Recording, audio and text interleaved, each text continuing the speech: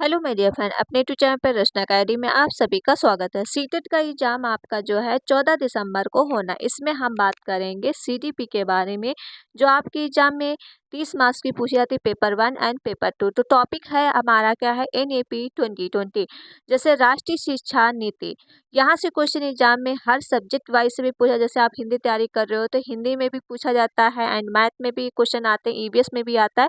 तो ये most important topic है। यहाँ से आपके 5 से 6 नंबर कवर होते हैं। तो इसमें पहले हम थ्योरी जानेंगे, फिर प्रीवियस ईयर क्वेश्चन करेंगे। तो चलिए फिर स्टार्ट करते हैं। एंड वीडियो आप लोग क्या है, शेयर करिएगा, लाइक एंड चैनल को सब्सक्राइब जरूर कर लीजिएगा अगर चैनल पर पहली बार विजिट कर रहे हो।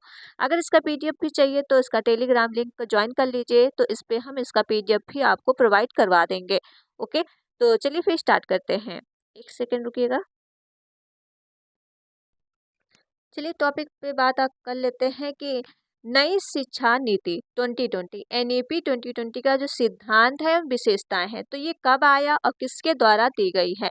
जैसे एनईपी का फुल फॉर्म पहले याद रखिएगा, क्या होता है, नेशनल एजुकेशन पॉलिसी हो जाएगा, national education policy. Okay, Bharat की नई शिक्षा नीति 2020 एनईपी 2020 29 जुलाई 2020 को उसको मंजूरी की गई थी। ठीक है, कब किया गया था ये डेट याद रखिएगा, 29 जुलाई 2020 को उसको मंजूरी की गई थी। इस नीति का उद्देश्य भारतीय शिक्षा प्रणाली में व्यापक परिवर्तन लाना, ताकि वह 21वीं सदी के अनुकूल बनाया जा सके। यह नीति शिक्षा की गुणवत्ता में सुधार और समावेशिता और छात्रों की रचनात्मकता, आलोचनात्मक सोच को बढ़ावा देने पर केंद्रित है। इसके प्रमुख सिद्धांत जो विशेषताएं निम्न प्रकार, जैसे कि अब इसकी विशेषताओं से क्वेश्चन पूछे जाते हैं। पहले तो आप इसका ये डेट याद रखिएगा, 29 जुलाई 2020 को इसको मंजूरी मिली थी। ठीक, और इसका फुल फॉर्म याद रखिएगा, नेशनल एजुकेशन पॉलिसी। इतना आप याद रखिएगा।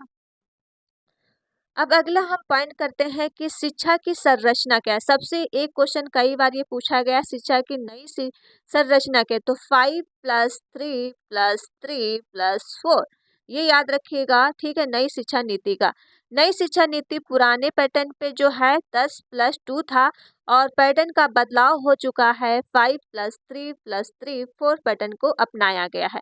पुराना आपका 10+2 था, लेकिन इसको बदल के कितना किया गया है, तो याद रखिएगा 5+3+3+4 इसको अपनाया गया है।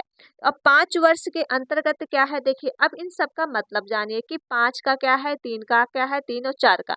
तो 5 वर्ष का मतलब होता है फाउंडेशन स्टेज, ये होती है जो थी 3 से लेके 8 वर्ष की आयु के अंतर्गत होती है। इसमें 3 वर्ष की प्री प्राइमरी और कक्षा 1 या 2 शामिल होता है। ठीक है, 5 के जो आपका नंबर दिया गया है, ये फाउंडेशन स्टेज होती है।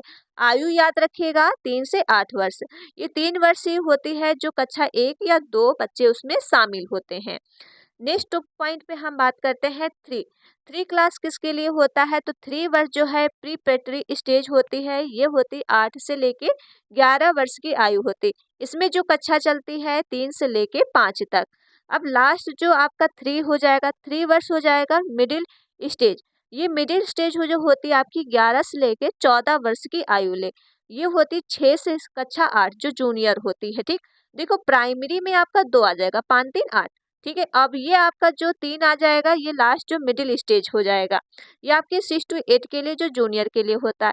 अब 4 स्टेज जो आपकी है, ये सेकेंडरी स्टेज जो आपकी 14 से लेके 18 वर्ष की आयु के लिए होता है।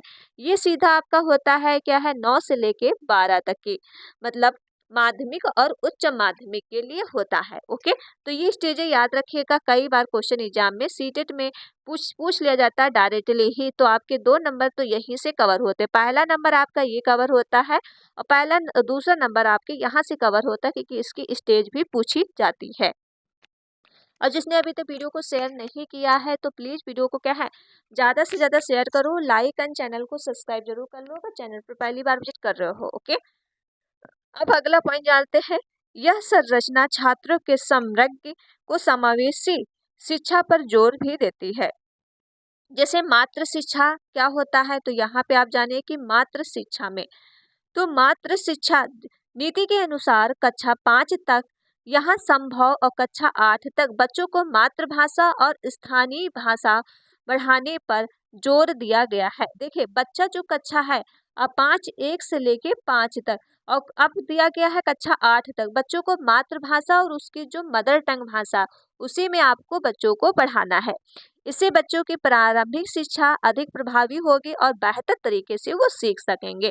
जब वो आप उनकी मदर टंग में सिखाओगे तो बच्चे क्या है अपनी ही मदर टंग में सीखेंगे, तो बेहतर तरीके से तो वाकई में सीख लेंगे। यही होता है आपका मातृ शिक्षा। अगला पॉइंट हो जाएगा, अगला पॉइंट आपके सामने है कि कौशल शिक्षा और व्यवसायिक शिक्षा क्या होती है, थर्ड पॉइंट। तो एनईपी 2020 के अनुसार कक्षा 6 से ही छात्रों को कोडिंग, अन्य व्यवसायिक कौशल सिखाने की योजना। इसके तहत इंटर्नशिप्स और क्या है प्रैक्टिकल स्किल पर ध्यान भी दिया जाना चाहिए। इसमें बच्चा क्या है बड़ा हो जाता है, ठीक है, ये आपके जूनियर के अंतर्गत आता है, तो इसमें बच्चों को कोडिंग आना चाहिए। व्यवसायिक के लिए आप शिक्षा दे सकते हैं और इंटर्नशिप के लिए और प्रैक्टिकल के लिए भी स्किल पे ध्यान दिया जाना चाहिए। ये होता है कौशल विकास और व्यवसायिक शिक्षा देने का प्रावधान।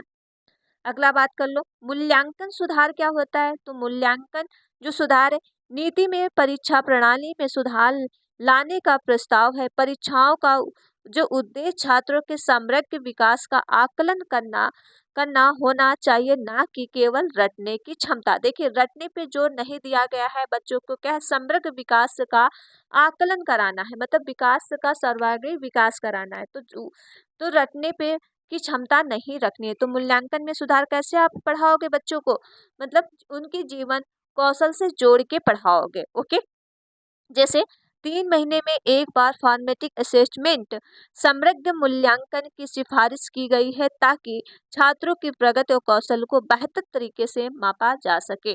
ओके, अगला पॉइंट देख लो, 5 नंबर हो जाएगा आपके पास। 5 नंबर है कि शिक्षकों की प्रशिक्षण और विकास। एनईपी 2020 शिक्षकों को परीक्षण उनके विकास पर विशेष जोर देती है। इसका उद्देश्य है शिक्षकों को नई तकनीकी कौशलता सिखाना। जैसे सभी शिक्षकों के लिए 2030 तक 4 वर्षीय इंटरग्रेड जैसे बीएड कोर्स अनिवार्य कर दिया गया है। 2030 तक भाई बीएड कोर्स तो वैसे भी चलता ही है और उसको अनिवार्य भी कर दिया गया है अगर आपको टीचर बनना है। नेक्स्ट पॉइंट हो जाएगा सामान्य और समावेशी शिक्षा क्या होती है। तो सामान्य और समावेशी शिक्षा नीति के तहत शिक्षा के सभी सामान्य जो है सुलभ बनाने पर ध्यान दिया गया है, और खासकर जो है हाशिए पर खड़े समूहों जैसे महिलाएं, अनुसूचित जातियों, अनुसूचित जनजातियों, अन्य पिछड़ा वर्ग, अन्य विकलांग छात्रों के लिए है। ठीक है, जैसे सामान्य छात्र और समावेशी। समावेशी शिक्षा ऐसी होती है जहाँ हर प्रकार का बच्चा क्या है एक साथ पढ़ता है, जहाँ अनुसूचित, जहाँ किसी भी कास्ट के हो, जहाँ किसी भी अदर से आ रहे हो, तो एक साथ ही शिक्षा दिया जाता है। ये होती है सामान्य और समावेशी शिक्षा। ओके, अब उच्च शिक्षा सुधार क्या है। देखिए उच्च शिक्षा सुधार है जो उच्च शिक्षा के क्षेत्र में बड़े बदलाव लाए गए हैं इस नीति के अनुसार। जैसे स्नातक में कोर्स की अवधि जो है 3 से लेके 4 वर्ष की होगी, जिसमें क्या है मल्टीपल एंट्री एजेंट सिस्टम में सुधार दी जाएगी।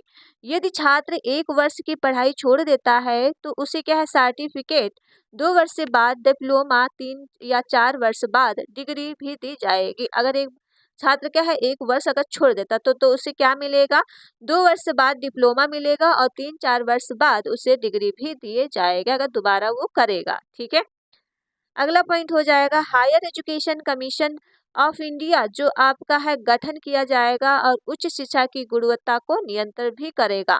तो ये आपकी हो गई क्या है जो है उच्च शिक्षा में सुधार लाने के नियम।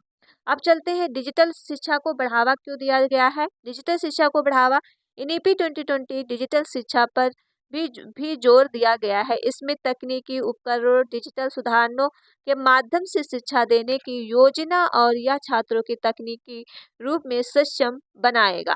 ऑनलाइन शिक्षा, दूरस्थ शिक्षा के लिए ई लर्निंग प्लेटफॉर्म और वर्चुअल लैब्स जैसी सुविधाएं को बढ़ावा भी दिया जाएगा। ओके, अब हम चलते हैं कि आपके अनुसंधान विकास क्या होता है पर जोर दिया गया। अनुसंधान नवाचार को बढ़ावा देने के लिए राष्ट्रीय अनुसंधान फाउंडेशन की स्थापना की जाएगी और जिससे शोधकर्ताओं वैज्ञानिकों की सहायता भी मिलेगी।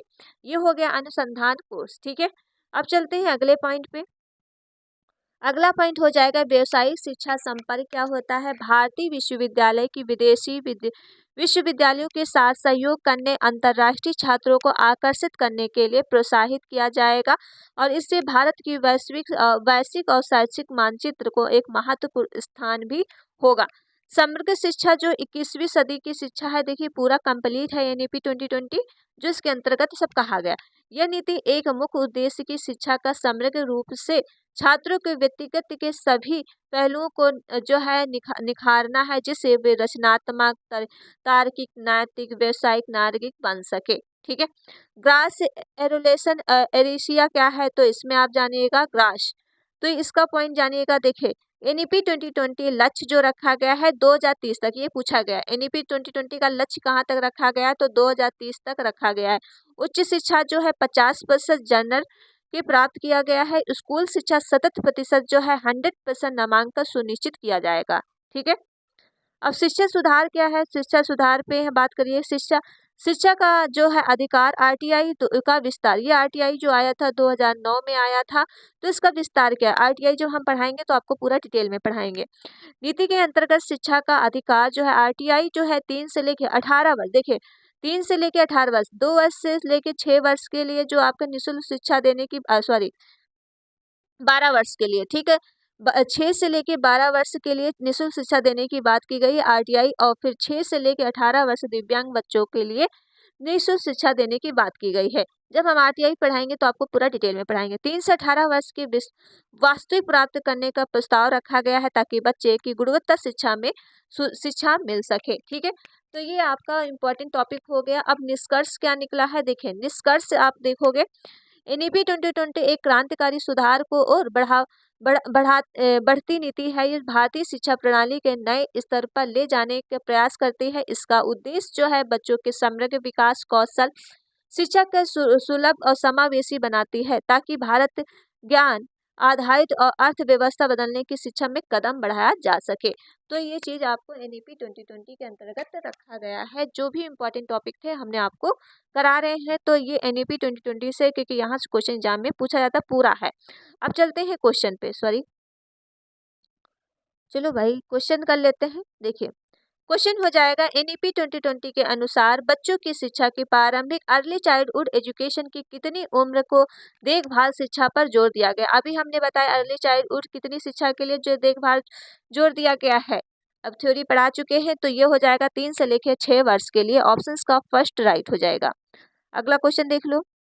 अगला क्वेश्चन हो जाएगा नई शिक्षा नीति 2020 के तहत शिक्षा में कितने चरण प्रस्तावित है। अभी हम पढ़ाए हैं कितने चरण प्रस्तावित हैं, बताओ। तो ये प्रस्तावित जो चरण दिए गए हैं 4 चरण है प्रस्तावित। कैसे, 5+3+3+4, ठीक है। 4 चरण प्रस्तावित किए गए हैं। ओके, इसके डिटेल हमने आपको बता दिया है। अब चलते हैं अगले क्वेश्चन पे। चलो क्वेश्चन आंसर आपको दिख ही गया है।